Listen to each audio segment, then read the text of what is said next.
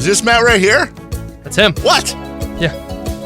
Not only on time, but early. Early. And I got to say this. We are the proud home of the Oakland Athletics. And I say it not enough.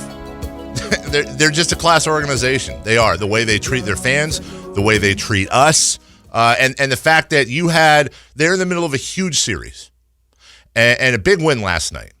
They have a game coming up in just a couple hours, and you can hear that right here on the Sporty 1140. And we have arguably their best player, MVP candidate, Platinum Glove winner.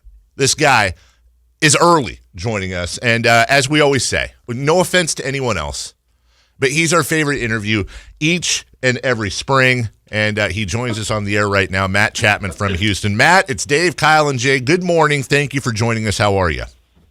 I'm good. How you guys doing? We're doing great, man. And honestly, I'm always rooting for you guys to win. But I tweeted out last night. Me too. Well, yeah. I would hope.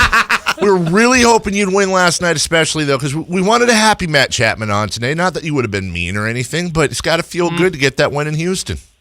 Yeah, it felt good. Yeah, if we didn't win yesterday, who knows how I'd be. You weren't going to call if you didn't win, huh? Yeah, let's be honest. We wouldn't be having this phone call right now. Let's start out talking about the game itself, and we'll obviously have some fun here. What were you thinking when that ball got stuck at the bottom of the wall and they put Canada back on third? I'm thinking that you're gonna need to throw your hands up right away. I get it. But I think where the left fielder was playing, and by the time he even got the ball in, Canada was already pretty much going to score. Yep. So, yeah, that's kind of where I lean. But I know that they don't care what I think. And then, every run's precious, especially against these guys. Man, no lead safe. Matt Olson came up with the big home run in the ninth to put you guys in front. The home run was obviously great. I'm a big fan of the pimp job, though. What did you think of that? Yeah, it's nice to get a ball, in a stadium like this and know that you got it. In the Oakland, it's hard to pimp some balls. I think that was just a great at-bat by Oli, and a huge hit. We didn't really have much going for us that whole game. Wade Miley's been pitching well, and the game before was the game that we'd like to forget about. And, we've pretty much been losing for, 18 innings of baseball, and then we were able to come up there and get a big 3-run homer from Ole, and then able to find a way to win that game. So to put ourselves in a situation to win the series today is huge. Oh, Matt Chapman joining us. That's kind of where I was going, Matt. You guys are a good team, and you know that, and you obviously believe in yourselves. Houston just seems to be, or has seemed to be, a buzzsaw for you, and that 11-1 game wasn't the way you wanted to start the series out. That 3-run home run, really a microcosm. How huge was it for you guys to not only believe you can beat Houston, but now you can take the series and you actually see the results in front of you? Yeah, it's huge. I know that, we, no matter what's going on, we don't get too down.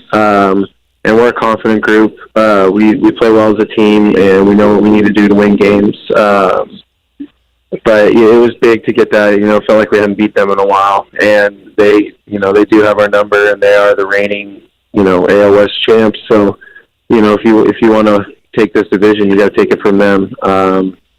So it was good to put ourselves in a situation to win this series, and kind of like a nice little breath of fresh air when Ole hit that home. We're like, we're not that anybody's panicking, but it's just, nice to, after getting swept last time we played them and then that first game, to kind of get that one out of the way. Last time we saw you was February. It's now July. How's the mustache? I mean, let's get some upper lip update for you. That's always something we tend to focus on. It's been a kind of a roller coaster ride for that thing. Mm-hmm. It started off in Japan with the stash, and then when it kind of went away for a while, and then this is the first year I've really had to consistently shave, so I've got like a little 5 o'clock shadow up there I'm not used to. I'm just growing up right in front of your eyes.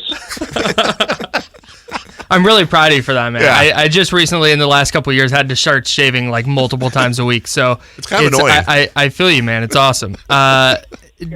have you thought about it all? Because obviously, you make the All-Star team this year. You get to go to Cleveland. I want to hear about that experience for sure. But did it dawn on you that you have made an All-Star team in 100% of the years that you've recorded a promo for our show at spring training? That's correct. Well, I think that's the first thing you thought about, I imagine. That's the only thing I thought about. Right.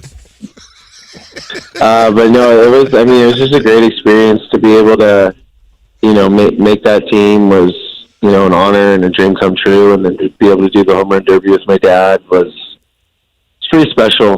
Something that we always dreamed of. I mean, if you would ask me if it was going to ever happen, I don't know. So to be able to do that was pretty cool. Hey, what's it? You're sitting there. You're getting ready for this home run derby, and then you watch Vlad Guerrero Jr. go up and just launch everything that got thrown near the plate out of the stadium. Is that kind of an exhilarating, like, oh my goodness, this is amazing, or is there a competitor in you that's like, man, this sucks. I'm gonna have to go hit 25 bombs to win this? Well, I definitely was competitive because I wanted to win, and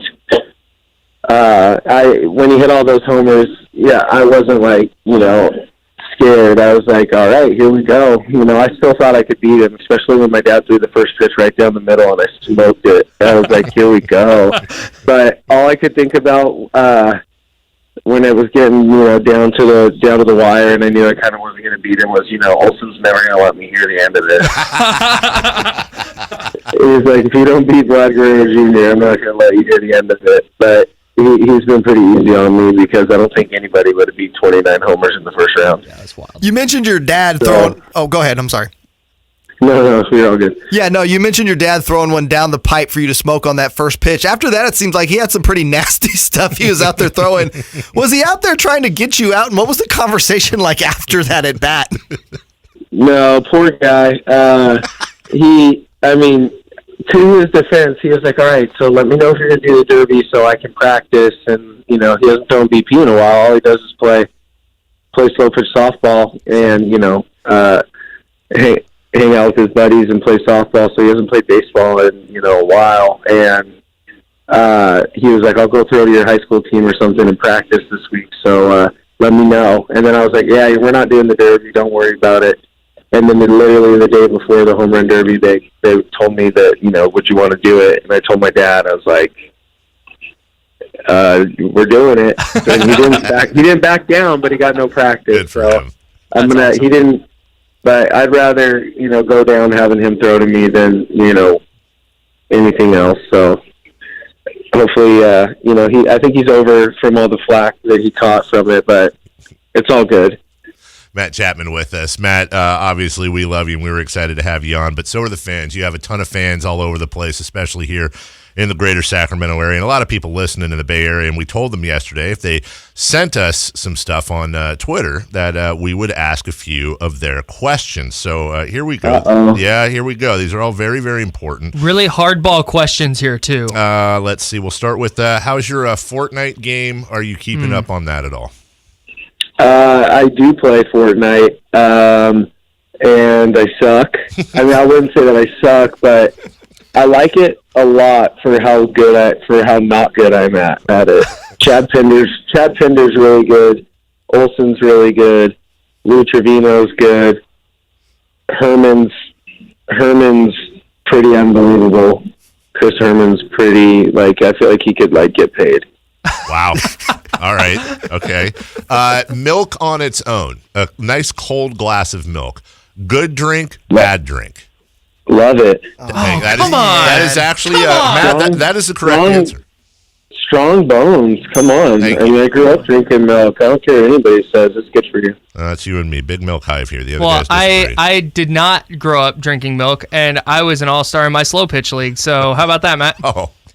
Burned. Yeah, I just don't think that if you don't drink milk, you probably just have no pop. That hits way too close to home. Does, doesn't it? Is ketchup acceptable on a hot dog if you're over 18? Yeah, I think so. As long as there's some relish and mustard on there. Okay. Yeah, for sure. Do you have a go-to food before and or after games? Is there a traditional food for you? I wish I could say that there was, but I kind of just eat whatever they put in front of me. Okay. There's not really much of a choice. Kind of just you get what you get. Is there a favorite ball other than, of course, the Coliseum? Is there a favorite ballpark that you go to where you go, oh man, the food here is awesome, or I know I'm going to eat right here in this city? Yeah, Yankee Stadium. I mean, I feel like there's like 10 different meals every day at that place, and like it's just like it's like heaven. Eating good at Yankee Stadium. Which would you rather do in a World Series? It's a great question, I think. Which would you rather do in a World Series Game 7? Would you rather hit the game-winning walk-off home run at home, or would you rather pull off a game-winning ninth-inning triple play while on the road? Oh, triple play. Shocking, How great. We have to ask this question. Matt Williams, go ahead. But it would be kind of cool to hit a homer at home. Like, not that you would like poo-poo the other right, one. Yeah, but Mazeroski's already done that. We haven't had the triple play before. How great is it to work with Matt Williams? You see the effect not just on you, but on other fielders as well. And he knew his way around that hot corner when he was with the Giants and all those other teams. We've asked you this before, but you just continue. When we think you can't get any better in the field, you continue to get better. And I imagine working with Matt's a big part of that. Yeah, I mean he's awesome. I mean he's played the game for 18 years and he didn't forget how hard it was. Which is huge. He understands, he knows the grind, and he doesn't really put too much pressure on anything. He just really enjoys helping us work, and it's just all about the work. He doesn't get too high, get too low. Just works hard. And I'll tell you what, that guy gets in the gym every single day. We showed up here at 9 a.m. today, and he's already been listening for like an hour. What a monster. Is there a guy's an animal? Is another question they had. Is there a defensive play you're hunting for? Is there a play that you haven't made in the major leagues that you've always wanted to knock out? The triple play would be one of them. I play pretty deep to get that done, so I'm trying to find a way to turn a triple play with. I got to change my depth, but I would say that or. Going out in the shift and there's a ball in the gap and I go out as the lead cutoff man and throw somebody out at home plate. Yeah. That sounds like to win a game or something. Sure. I feel like that used to be my favorite thing to do. Is it tough for players? You talk about the shift. There's some that say ban the shift, others that say just beat the shift, stupid. I'm curious which side you're on, A, and B. Is it tough psychologically for players to bunt against the shift? Do you think the shift can get more beaten? Is it an ego thing, or are we just big fat dummies watching the game and we don't understand how difficult that is to do? There's a little bit of everything, but I don't think that they should be able to ban it. I think that, that's just part of the game. It's, pitching to how you're going to play, and, I think that bunting is becoming a thing of the past. So now that guys are having to handle the bats more, they're not as used to it because it's more of a power-driven game. So I think that guys start bunting and beating the shifts, it'll change, and then guys are going to have to adapt. And then once guys start hitting the four-seamers up, guys are going to throw more sinkers. So it's just there's always that constant adjustment. And I think that the shifts and things like that would get guys back to handling the bats a little bit more, and then. Once they start switching that, guys are going to start hitting more homers. I feel like everything just is going to come in waves. But you talk about adjustments, and that looks like something that you've made this year. Your numbers have just kind of gone up across the board. You're walking more, you're striking out less. Was that a conscious adjustment you made over the offseason? Was there something that you did, or is it just a matter of having another year of experience under your belt and seeing Major League pitching? I think it's more so just having another year of experience and just getting more used to seeing guys because I haven't really made too many adjustments since the one I made last year. I've kind of tried to just keep that rolling. But I think that it's just being smarter about my at-bats and realizing what guys are trying to do to me. And just kind of being more mature and polished as a hitter. Sure. I wanna jump back over to the defensive side real quick. When you do make like a sliding, like backhanded play, are you thinking to yourself like, man, that looked awesome, and I'm really excited to show off my arm, or are you just kind of not thinking in that moment? I'm not really thinking. I don't. I'm not one for tasting myself too much. I just get the job done, but I feel like I'm more worried about just making a play for, like, I feel like I'm always just trying to save pitchers' ERAs. Right. Matt Chapman with us, your Oakland Athletics. They'll be playing in just a few hours, along with Matt and the rest of the crew right here on Sports 1140 KHTK, trying to take that series from the Astros back to the important questions. Movies. Do you have a favorite movie you've seen recently? Do you get a chance to watch movies, whether it's in your hotel room or out on the town when you're on the road? I do, yes and no. I feel like sometimes we're so busy, don't do anything but sleep and play ball.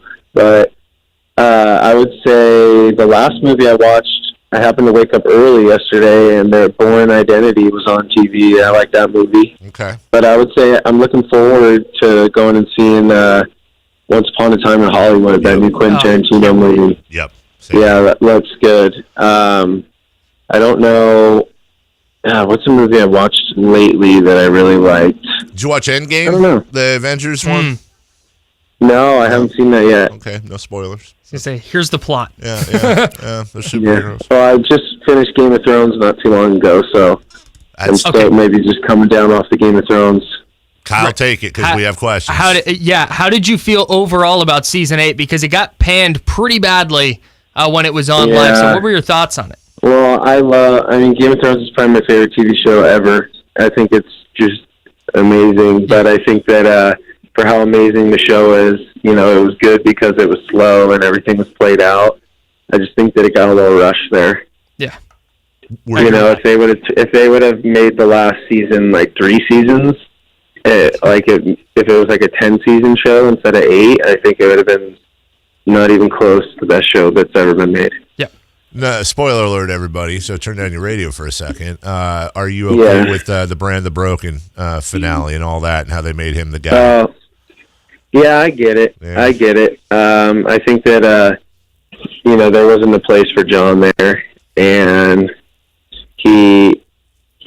technically there's no White Walkers and there's nothing left to do with the wall, so John kind of is free.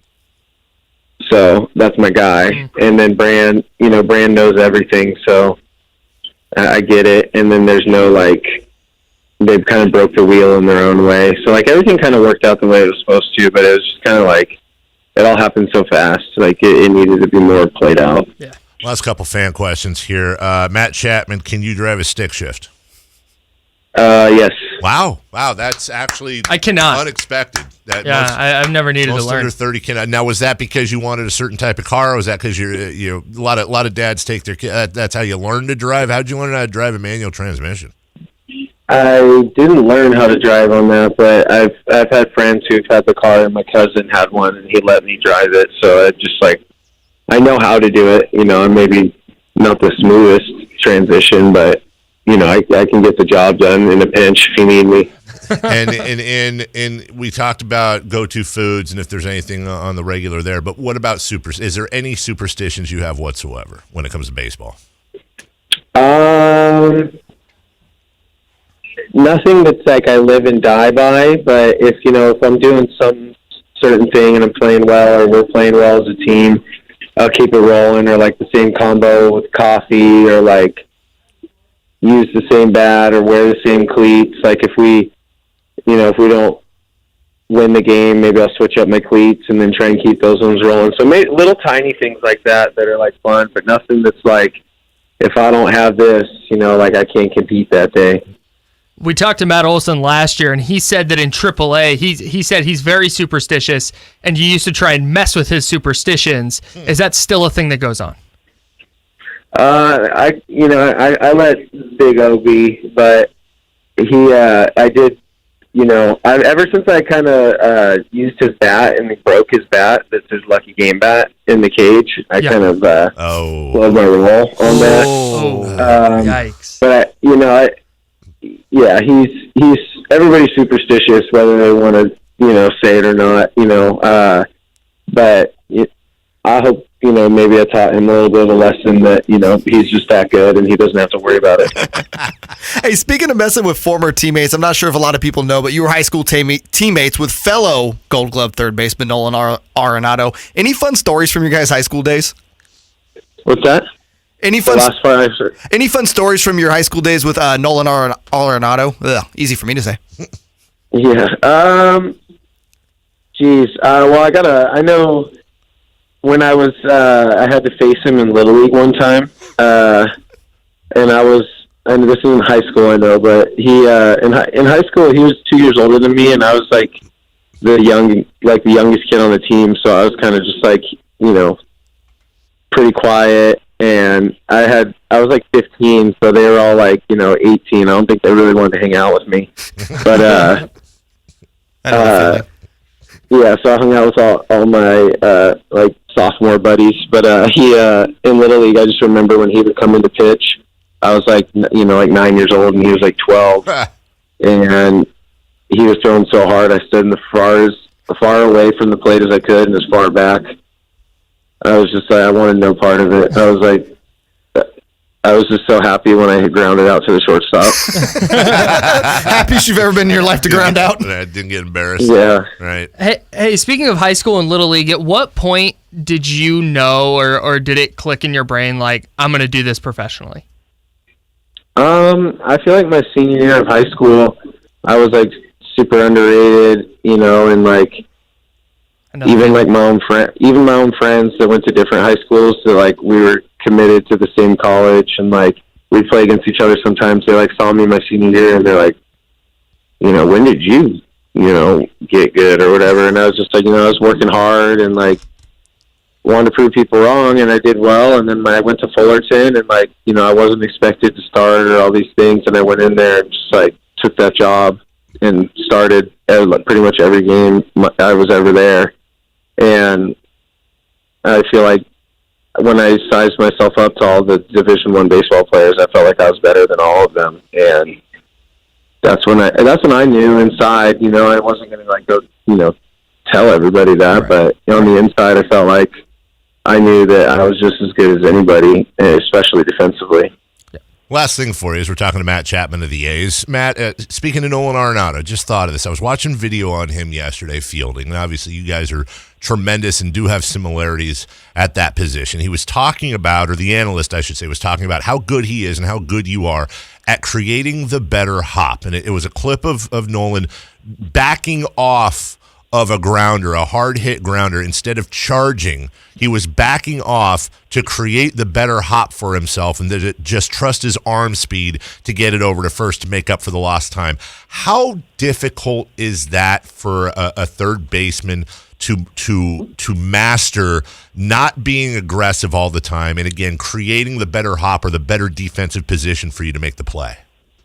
It's very hard. It's something that I'm still feel like I've been getting better at, but it's still something I have to constantly work on, because you're taught, once you see the ball, to just attack it and you want to go get everything. But third base is so much different, because I used to play shortstop, and pretty much every ball you see you're going to get, and you're just floating to the ball. But at third base you have to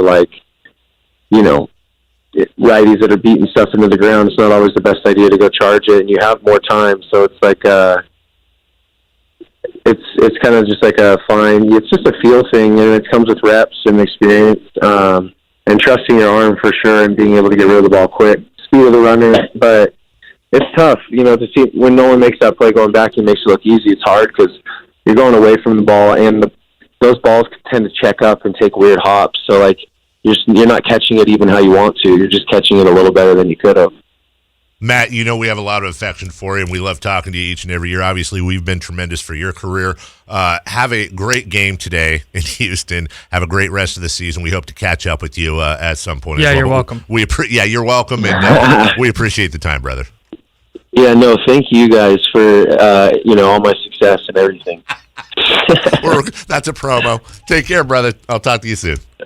All right. Have a good one. All right, Matty. Thank you. That's Matt Chapman. The Drive.